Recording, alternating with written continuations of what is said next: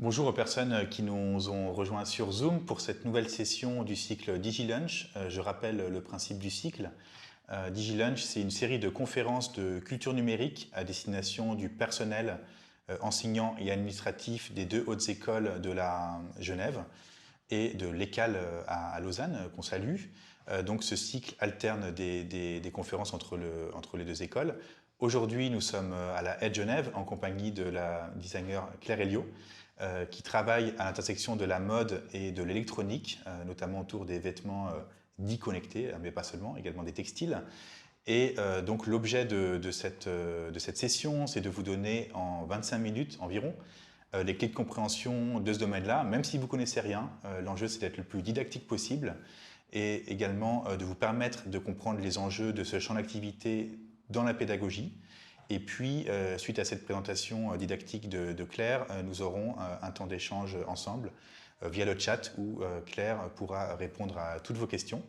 Je précise également, vu que c'est un cycle organisé entre la aide et l'ECAL, que coïncidence des agendas, Claire anime cette semaine à l'ECAL un workshop en bachelor sur la thématique dont elle va parler aujourd'hui. Voilà, je lui laisse la parole. Merci Claire d'être avec nous aujourd'hui. Merci Anthony, bonjour à tous et merci à l'AED et particulièrement Anthony Mazur de m'avoir invité pour ce séminaire DigiLunch du coup entre votre pause de midi et deux. Donc je vais aborder le sujet des matériaux souples réactifs au travers mon parcours et aussi ma pratique propre. Et donc je me présente, je suis designer interactif et chercheur spécialisé dans les textiles et j'ai fondé Studio Tech. Actuellement, je suis basée à Paris, je suis incubée au bureau des métiers d'art et de la mode de la ville de Paris. Donc, pour revenir un peu à la base, les e-textiles, c'est ce que j'appelle aussi les matériaux souples réactifs. Donc, c'est vraiment assez simple, c'est finalement les matériaux souples croisés avec un système électronique, donc supplémenté à la matière, qui va du coup créer un matériau souple réactif, donc qui va réagir grâce à cette intelligence. D'où le fait qu'on va aussi beaucoup parler de matériaux intelligents, de textiles intelligents ou textiles connectés. C'est vraiment cette adéquation entre le support et le système électronique et tous les enjeux du coup qui sont liés aux matériaux souples, donc la flexibilité, la légèreté, le mouvement. Donc mon studio de design, Studio Tech, est un studio d'ingénierie et de design qui va être expert dans les technologies numériques pour le secteur des industries textiles et créatives, donc notamment sur les enjeux du secteur de la mode et des textiles à aller vers les nouveaux process de fabrication, l'intégration des systèmes électroniques et la fabrication des systèmes électroniques dans le textile. Donc les services qui sont associés à mon studio, c'est le bureau d'études, donc tout ce qui va être études techniques, prototypage, pour justement tester en fait l'intégration des composants, le laboratoire de tendance aussi sur une veille constante des recherches, des technologies et des études prospectives qui vont être liées au numérique qui va intégrer en fait un secteur qui a peu l'habitude de travailler avec les nouvelles technologies, ainsi que la matériothèque où je fais beaucoup de sourcing et de recherche de matériaux qui vont créer, on va voir par la suite, du coup tout ce qui va être nouveau système électronique souple et aussi les workshops et l'éducation qui est une grande partie de mon travail puisque finalement le textile connecté c'est un domaine assez niche et il y a nécessité d'évangéliser et d'apprendre à intégrer les connaissances sur ce milieu. Donc le textile connecté c'est vraiment une pratique interdisciplinaire au croisement de la science et du design qui va en fait demander des compétences assez différentes à la fois en mode et en textile pour bien avoir la connaissance du rapport au corps, du matériau ainsi que le design produit qui va faire surtout le design industriel qui va aider à toutes les étapes de construction, le design et l'ingénierie aussi électronique et tout ce qui va être bien sûr, tout ce qui va être étude de l'interaction, donc design d'interaction qu'on appelle un peu UX, qui va être finalement en fait cette étude du rapport en fait entre l'interaction homme-machine. Donc c'est une discipline qui va vraiment s'appuyer aussi sur les sciences qui va faire que pendant 3 ans, j'ai intégré un laboratoire qui s'appelait le Motion Lab au CRI, au Centre de recherche interdisciplinaire, qui va croiser en fait cette méthode de recherche scientifique qui m'a permis en fait par la collaboration avec un physicien qui est Joël Chevrier, de revenir aux fondamentaux de la physique pour repenser le design des composants électroniques.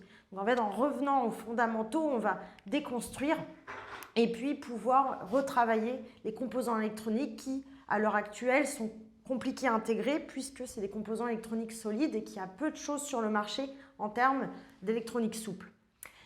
Donc ce qu'on va utiliser en fait pour créer ces nouveaux composants, ça va être les métamatériaux, donc la matérialisation de l'information grâce à ces métamatériaux. Donc c'est des matériaux qui vont pouvoir enregistrer et intégrer de la donnée. Donc c'est des matériaux reconfigurables, adaptatifs, qui vont contenir cette information. Donc par exemple, les textiles conducteurs, les textiles aux propriétés mécaniques et techniques qui vont en fait parfaire cette matière communicante. Donc ces métamatériaux vont nous permettre de créer des composants électroniques textiles. Donc finalement, en fait, c'est là où ma pratique s'est concentrée sur cette recherche en termes de composants et de m'intéresser vraiment aux capteurs textiles et cette association en fait entre forme et fonction et la relation entre le support et la surface qui est inhérente dans cette recherche de nouveaux composants. Donc là, par exemple, vous voyez un capteur d'humidité et le fait que je vais utiliser une surface déperlante hydrophobe qui va permettre en fait de garder l'eau en surface pour pouvoir améliorer le capteur. Donc là, cette association en fait support-surface, forme et fonction va vraiment aider au fonctionnement du système électronique. Donc on peut voir ici par exemple sur cette vidéo le fonctionnement du capteur d'humidité, donc qui sont des fils brodés qui permettent en fait d'avoir un tissu parfaitement souple et le fait que j'utilise des matériaux hydrophobes et déperlants fait que là en fait je vais absorber l'eau qui est restée en fait en surface et mon capteur revient à zéro et du coup la lumière en fait s'éteint. Donc la lumière c'est juste le signal pour vous montrer l'efficience de mon capteur mais qui va en fait montrer tout ce rapport très important entre le travail de la surface et le support. Donc mon process, ma méthode de travail, ça va être une méthode un peu croisée que j'ai mis en place au fur et à mesure de ma période entre le design et la recherche, de mes années en fait d'immersion, on va dire, en laboratoire, d'immersion dans le secteur scientifique, qui va faire que j'ai mis au point un peu une méthode empirique et itérative, donc entre la méthode de recherche en design et la méthode d'ingénierie. Donc ça va créer une sorte de boucle qui va passer par le détournement, la déconstruction, la décomposition et la recomposition ou reconstruction. Donc c'est une méthode empirique qui va faire que je vais créer mes composants de manière à faire des recherches étape par étape. Donc d'abord dans le détournement, donc je vais regarder en fait ce qui est existant et les transposer justement à des matériaux souples pour avoir des tests au niveau électronique. Ensuite, je vais passer par une étape de déconstruction. On appelle souvent rétro-ingénierie en français, mais qui est reverse engineering en anglais, qui signifie en fait cette étape un peu qui est liée à la pratique hacker de détruire des machines industrielles, de les démonter complètement pour les comprendre et ensuite les décomposer, donc les disséquer et les recomposer. Et donc ça c'est vraiment le travail du design où finalement à la fin c'est comprendre comment le système fonctionne pour le reconstruire. Donc mes travaux de recherche actuels, ça va être à la fois sur la création de nouveaux composants électroniques souples, mais pour aller plus loin, même la conception en phase de production industrielle.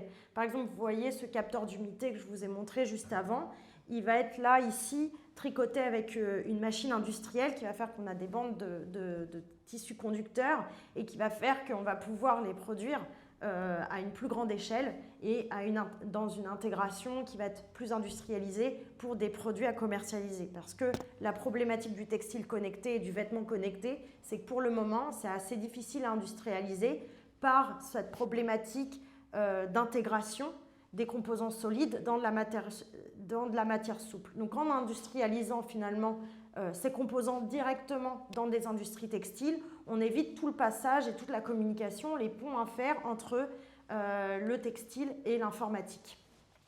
Donc ma problématique centrale, qui est à la fois ma problématique de recherche, mais aussi dans mon travail de manière quotidienne et dans l'enseignement, va être en fait le fait que les matériaux souples réactifs vont générer une nouvelle forme d'interface sensible entre le corps et son environnement. Donc je vais vraiment travailler sur la sensibilité des matériaux et des process techniques liés au textile qui va créer des nouvelles formes d'interface. Donc ces interfaces, par exemple, la première, ça va être la première typologie d'interface va être les interfaces tactiles. Donc c'est des interfaces qui vont réagir au toucher, qui vont permettre une matérialisation de l'information qui va être liée à un objet, qu'on appelle aussi en anglais, mais je ne trouve pas de meilleur terme en français, le physical computing. Donc vraiment avoir un impact physique hyper incorporé de l'interface souple. Et donc presque une relation parfois émotionnelle avec l'objet par le toucher qui peut manquer parfois dans nos interfaces qui sont complètement dématérialisées. Donc ici, vous pouvez voir une vidéo de ce capteur qui est finalement un capteur brodé qui va déclencher au contact une lumière, un éclairage. Donc ces capteurs souples vont permettre d'être intégrés sur différents supports et d'être des systèmes aussi très très précis de captation de données. Donc ils vont générer de l'information et récupérer des données précises comme le mouvement, la position et la pression et vont arriver en supplément de nos capteurs actuels et préciser la donnée. On va avoir aussi une autre typologie d'interfaces qui vont être les interfaces résistives. Et donc là, le textile, il ne va pas juste être une impulsion électronique, mais il va se placer comme résistance variable. Et donc cette résistance variable va pouvoir permettre de faire varier une donnée. Et ça, c'est grâce justement à ces matériaux qui vont avoir des propriétés résistives, donc légèrement conductives, qu'on va intégrer soit sur des textiles dits neutres, soit en interface. Vous voyez, vous pouvez écouter, pas voir bien sûr, la résistance en fait du matériau qui va impacter et déformer directement le son. Là aussi, vous allez pouvoir le voir avec notre forme de textile où finalement, en fait, la forme et la manière dont le textile conducteur, là ici c'est le fil qui est exploité, va générer une différence variable. Et donc va également générer une nouvelle forme de gestuelle liée à l'objet où on va toucher, caresser, effleurer, être dans différentes formes de contact et un contact plus tangible que nos interfaces dématérialisées. Donc finalement, en fait, cette reconstruction d'interface va générer une autre forme de design qui va être sur le design des composants électroniques même. Donc on va vraiment travailler en amont, pas dans les applications, mais vraiment en amont de cette intégration où je vais repenser la forme et la fonction. Donc cette transposition qui est dans ma méthode de recherche, qui va être la transposition de composants solides en composants souples. Bien entendu, cela va faire que je vais m'intéresser vraiment à l'affordance et la gestalt parce que ça va être essentiel dans ce rapport à l'interface puisque on ne construit pas le design d'un objet mais une interface, donc l'interface doit être perceptible enfin, clairement perceptible et concise au niveau de la forme pour permettre la reconnaissance immédiate de la fonction. Puisqu'on doit créer par exemple un call to action, ici un interrupteur pour 3 doigts, et donc on va générer une forme qui va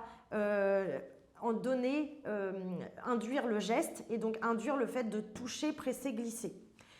Pareil, ce qui va générer aussi l'importance de l'infordance, donc dans l'établissement d'une relation naturelle entre couleur, forme et matière qui va induire la fonction de l'artefact. Donc vraiment, il y a un rapport entre les deux, c'est-à-dire à la fois la psychologie de la forme qui est liée à la gestalt et donnée par l'équilibre aussi qui est lié à l'affordance, donc cet établissement naturel qui va se faire notamment aussi énormément par la matière et la composition. Donc dans mon travail de déconstruction, je vais aussi avoir une forme de détournement et de transposition de ces systèmes souples. Et donc ici, par exemple, le potentiomètre dont je vous parlais, que je vais mettre en activité ici pour vous montrer cette variation qui va faire que je vais à la fois générer cette même gestuelle qui est liée au potentiomètre sur les tables de mixage qu'on va tourner. Mais là, on a vraiment une interface dite tactile dans le sens propre où on va vraiment avoir une sensibilité au niveau de la matière. Et donc là, la matière, c'est un textile résistif qui va faire que, comme les autres exemples, faire varier la donnée. Donc le textile va aussi permettre de générer des interfaces haptiques par rapport au toucher cutané. L'haptique, donc c'est le toucher cutané et le toucher kinesthésique. Et en fait, le textile possède déjà des propriétés haptiques intrinsèques par justement ce que va générer le matériau.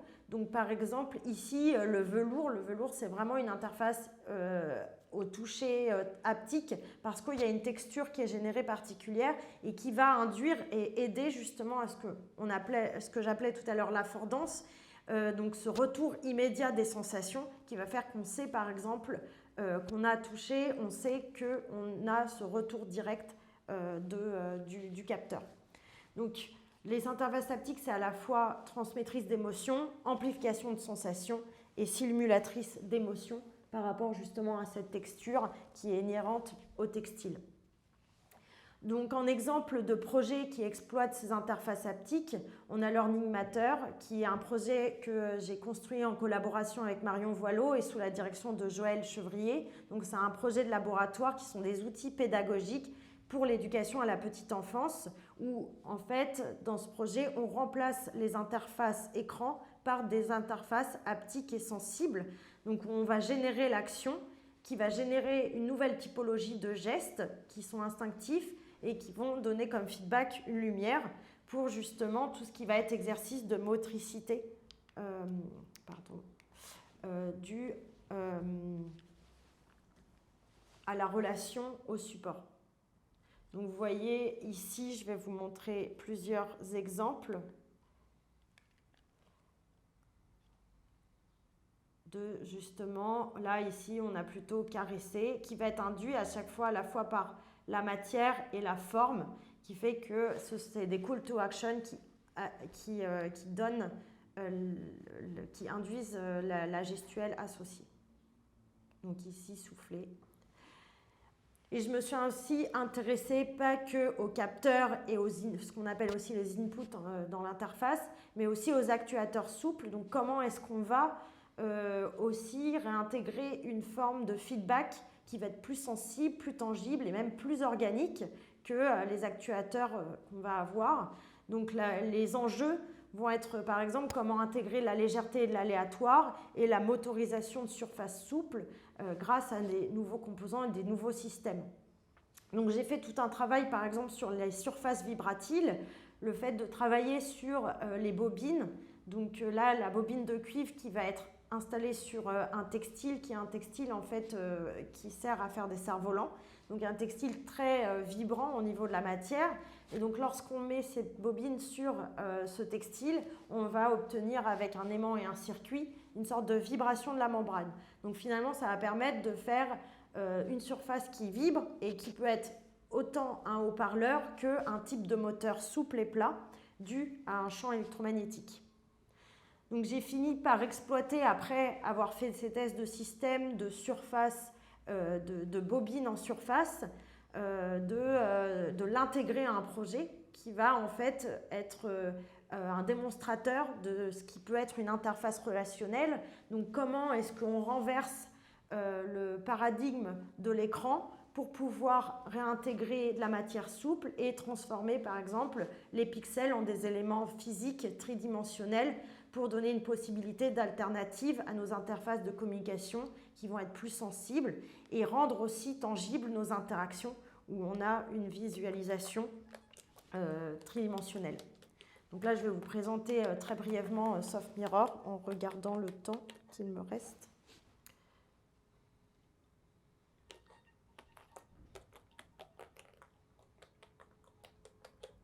Donc là, vous pouvez voir justement ce mouvement qui est légèrement aléatoire et que j'ai essayé d'obtenir par rapport à la fois à l'équilibre entre le système électronique et les matériaux. Je passe rapidement pour vous expliquer surtout le système, ce qui est le plus intéressant. C'est tout mon travail en fait de la motorisation des surfaces souples. Parce que finalement, SoftMirror, c'est juste un projet, un démonstrateur de toute une recherche autour des systèmes d'actuateurs et de motorisation souple, donc de champs électromagnétiques qui font à la fois contact et répulsion, donc comme on a vu ici, mon schéma, et que j'ai construit de A à Z, parce que finalement, en fait, j'arrivais à trouver aucun moteur qui permettait en fait de faire ce mouvement assez naturel et aléatoire. Et donc, tout ce process en fait de recherche qui va être de reconstruire et de recomposer des moteurs pour les intégrer à des textiles et générer une forme souple de feedback. Donc, conception de système électronique sur mesure où chaque bobine, en fait, chaque aimant, chaque électroaimant a été fait à la main. Bon, au début, je les ai fait vraiment à la main, c'est-à-dire que j'ai bobiné toutes mes bobines de manière assez précise. Et après, j'ai créé, grâce au système numérique, un robot qui faisait lui-même, qui s'appelle Bobino, qui est juste ici sur la photo, qui bobinait de manière automatique en comptant exactement le nombre de tours qu'il fallait faire pour la bobine pour créer ces champs électromagnétiques de manière exacte pour avoir finalement un résultat hyper organique. Mes dernières recherches en termes d'actuateurs, donc c'est que encore des esquisses, va être autour de la robotique souple, comment on va faire une forme d'actuation sensible, là cette fois pas forcément avec du textile, mais pour l'instant avec du silicone, pour avoir en fait des formes un peu plus organiques de robotique qui va nous permettre de faire d'autres usages. Donc là ici vous pouvez voir sur la vidéo les déformations que va appliquer en fait finalement la forme sur chacun des modèles qui va faire que on va avoir une nouvelle forme d'actuation et de transmission de l'information.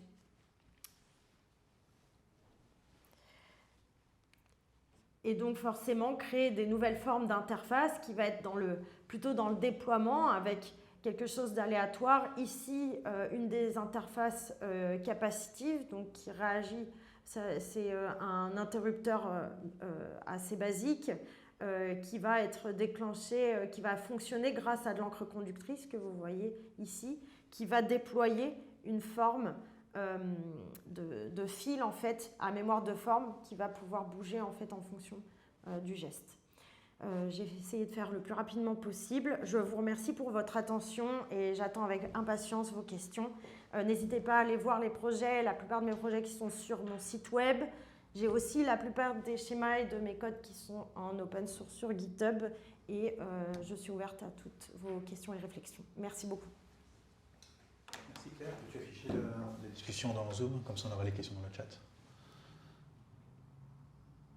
Alors ça va être discuté là, ouais, au milieu. Merci, notamment questions dans le chat. Alors je vais commencer par t'en poser. Tu as beaucoup parlé de textile, évidemment, c'est le cœur de la conférence. Et finalement, pas de mode. Ce qui est intéressant, c'est-à-dire que tu déplaces le textile dans d'autres domaines que la mode. Donc, est-ce que tu peux nous en dire plus là-dessus? Et est-ce que tu as toujours travaillé comme ça ou comment tu en es arrivé à aller vers d'autres domaines que la mode? Alors, c'est une bonne question. En effet, je vous ai montré un peu que l'amont de mes projets, parce que j'ai commencé par faire du vêtement connecté. Et en fait, c'est en faisant du vêtement connecté que je me suis rendu compte les problématiques d'intégration et du fait que c'était très difficile parfois de faire des choses intéressantes en termes de mode connecté parce qu'en fait, c'était ce rapport à l'interface qui posait problème. D'où le fait que j'ai commencé à me focaliser vraiment sur le travail des composants et le travail textile dans une version plutôt micro, même macro, comment on allait construire ces composants pour après générer des fonctions. Donc maintenant, en fait, c'est limite, je voudrais travailler pour d'autres designers, c'est-à-dire créer les formes d'interface et eux les adaptent à du vêtement, à de l'accessoire. D'où le fait aussi que j'ai créé un bureau d'études par rapport à ça. C'est de trouver des solutions pour après générer des applications un peu plus intéressantes et mieux intégrées parce que il y a encore 5 ans, si on faisait du vêtement connecté, on se retrouvait avec un sac à dos d'électronique et de batterie pour pouvoir alimenter son système, ce qui n'était pas cohérent en fait avec la portabilité et le rapport au corps de l'interface. Est-ce que tu peux nous donner du coup quelques exemples de projets dans la mode que tu trouves intéressants, qui ont de l'électronique? Dans le côté esthétique et justement mouvement, il y a Yingao qui est aussi professeur à Montréal et chercheur. Qui est intervenu à la aide. possiblement. Et, son travail est magnifique et justement, elle interroge en fait ce rapport à l'interface. Plutôt, elle appelle ça des sculptures corporelles parce que justement, finalement, en fait, comme elle fait bouger la surface, le corps est immobile. Donc, c'est même renversé en fait le rapport qu'il y a entre le corps et le numérique.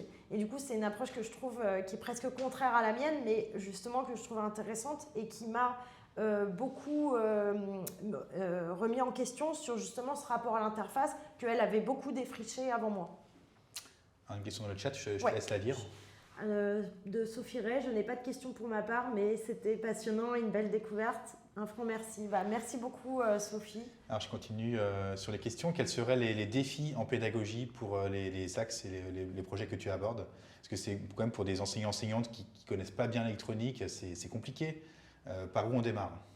Alors justement, en fait, il y a toute une partie, là j'ai quand même parlé de choses parfois un peu complexes et puis il n'y a que 25 minutes, du coup des fois un peu rapide, mais mon travail vraiment il est dans la démystification. J'ai fait une école de mode, j'ai fait l'école Dupéré à la base, donc je connais très bien le langage de la mode, je sais quelles problématiques il y a avec le secteur de l'électronique et du coup j'ai toute une partie de mon travail qui est aussi sur comment en fait on va approprier ce langage qui est parfois trop complexe des nouvelles technologies à un public qui a un complet autre langage et vocabulaire. Donc c'est vraiment les problématiques qu'on trouve finalement dans l'interdisciplinarité.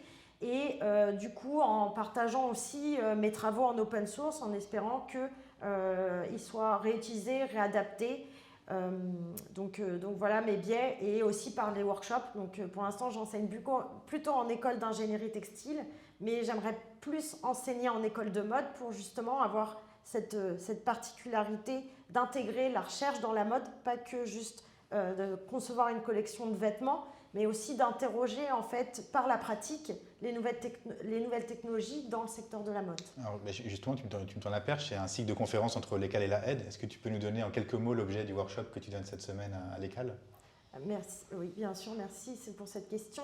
Du coup, cette semaine, je donne un workshop à l'ECAL, donc transversal, qui est pour ceux qui sont en médias, interaction, design, et à la fois design produit. Donc déjà, c'est intéressant parce que comme je vous le disais, c'est très interdisciplinaire, c'est bien d'avoir les deux compétences finalement pour faire un bon objet interactif. Et on travaille sur l'interface tactile en partant du geste. Donc les étudiants doivent déjà imaginer un geste qu'on va faire quotidiennement, notamment un petit POC à Nicolas Nova avec Curious Ritual et tout ce rapport en fait à l'interface qui est hyper intéressant, donc avec une démarche presque anthropologique à la base de recherche sur la gestuelle et comment en fait le textile va permettre d'intégrer un rapport nouveau, d'intégrer une nouvelle gestuelle, une nouvelle forme de gestuelle plus tangible, plus tactile à des produits, des matériaux. Et vous êtes tous invités, bien sûr, à voir le rendu vendredi en fin d'après-midi. D'autres compliments dans le chat, merci beaucoup. Puis une question, je te laisse la dire, le dernier message. Alors, avez-vous des contacts avec les producteurs textiles technologiques suisses pour développer vos recherches sur la technologie MOL? Alors, j'aimerais beaucoup, j'ai vu qu'il y avait Beckert notamment, il y en a quelques-uns, il y a quelques industriels qui produisent justement des textiles ou du fil conducteur. Donc j'aimerais bien, c'est mon projet pour 2023, donc vous spoilez un peu le truc, j'aimerais bien justement être en contact avec eux. J'étais un peu sur la France à me dire que j'allais travailler sur les industries textiles françaises, donc j'ai enclenché certains projets mais qui sont assez timides et le fait est qu'ils n'ont pas forcément de tissu et fil conducteur alors qu'en Suisse, il y a des industriels qui travaillent déjà sur le fil et le tissu du conducteur. Donc, il y a une grande porte ouverte. Autre question, tu as parlé du coup d'objets tangibles. Est-ce que tu explores également des relations entre des objets tangibles et des mondes numériques? Je pense au métavers, aux jeux vidéo ou à ce genre de champ. Alors, je suis en train de commencer à réfléchir justement sur cette question.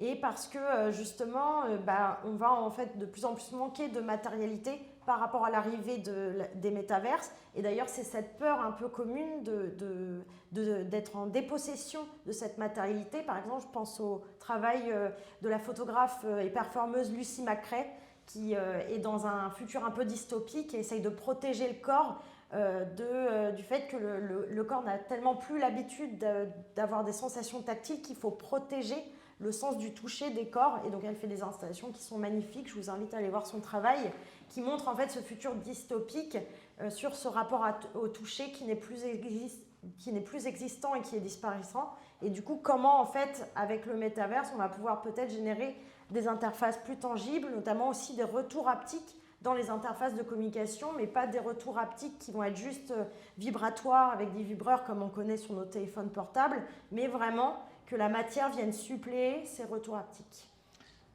D'autres questions, je crois? Alors, pouvez-vous écrire son nom dans le chat?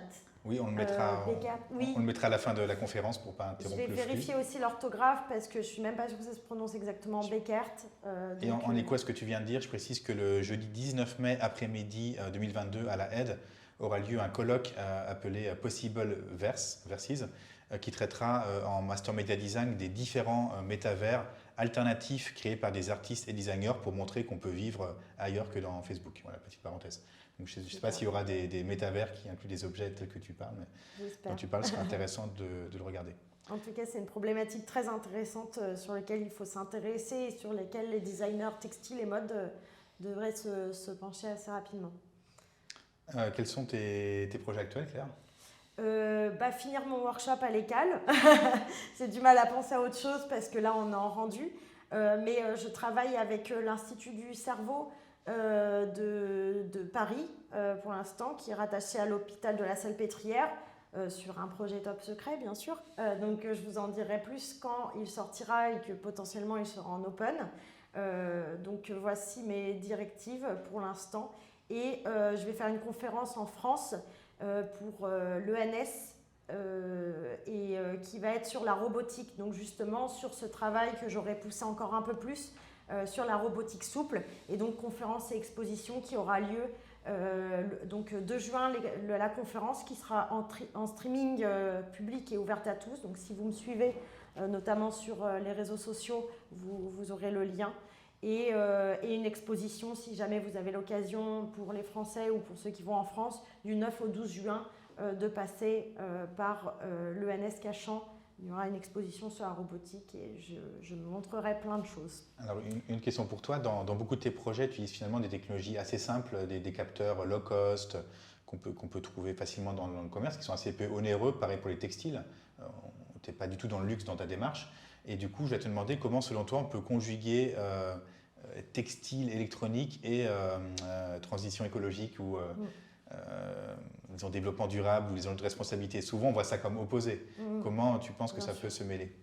Alors, c'est vrai qu'il y a une problématique, il y a justement cette vision d'opposition. Et finalement, en fait, le textile, ça reste une alternative pour utiliser déjà moins de composants. C'est-à-dire que, et en plus on minimise les supports en résine, parce que le pire en fait dans la plupart des circuits électroniques, c'est ces supports qu'on va appeler des PCB qui sont en résine et qui sont vraiment très très polluants à fabriquer et qui sont vraiment impossibles à recycler. Et donc déjà de transposer en support souple, le support textile, c'est un peu mieux. Bon, bien sûr, on a aussi les textiles pétrochimiques, donc c'est vrai que c'est compliqué, à part si on intègre le circuit sur un textile de lin ou de chanvre dont on parle beaucoup en France en ce moment. C'est assez difficile de faire du 100%, mais au moins on minimise. Et moi, je fais tout un travail, notamment sur un des circuits que vous avez pu voir avant, qui va être par exemple faire de l'électronique sur du carton et utiliser le moins de composants possible. Donc ça, c'est une démarche que je m'impose un peu dans mon travail électronique, c'est comment je vais faire le système le plus impactant en mettant le moins de composants possible. Alors en électronique, c'est un peu difficile finalement. Des fois, je m'impose des grosses contraintes comme ça, parce que c'est très difficile des fois de faire un circuit qui marche très bien, mais très simple. Et est-ce que du coup, ça inclut également des enjeux de réversibilité, voire de réparabilité? C'est-à-dire que le textile pourrait avoir un intérêt si la partie électronique devenait défaillante et aussi qu'on puisse changer très facilement une des pièces du système? Oui, potentiellement, parce qu'aussi il y a une démarche, justement, tu parlais du luxe, de travailler. J'ai eu l'occasion de faire des collaborations avec les Compagnons du Devoir des matériaux souples à Paris, donc l'excellence en termes d'artisans. Et donc, si on convoque en fait ces disciplines pour pouvoir intégrer de l'électronique, potentiellement, ils ont l'intelligence de travailler sur la réparabilité, sur des systèmes un peu plus pérennes, parce que justement, ils ont l'habitude de travailler pour le luxe. Donc des produits, par exemple, qui vont être de la maroquinerie, qui vont être des sacs qui vont durer 20, 30, 50 ans. Donc on n'est plus du tout dans le même registre que celui de l'électronique qui est sur l'obsolescence programmée, mais par exemple, si la maroquinerie de luxe, on est dans la durabilité, la pérennité. Donc ça changerait, en fait, le fait de travailler par exemple avec ces artisans-là, on pourrait changer les possibilités en termes d'obsolescence. Merci, on arrive au bout de ce DigiLunch. Merci aux personnes dans le chat pour les compliments et les beaucoup. questions. On espère que ce champ du textile électronique est maintenant un peu plus clair pour vous. Et le cycle DigiLunch continue avec d'autres dates à l'ECAL et à la aide. Et notamment, on aura une conférence à l'aide d'Alexia Mathieu sur les métavers qui, je pense, est la narration dans la mode qui prolongera, je pense, à un point nommé ce qui vient d'être dit aujourd'hui. Merci Claire et bonne fin de workshop à l'ECAL. Merci beaucoup, merci à tous.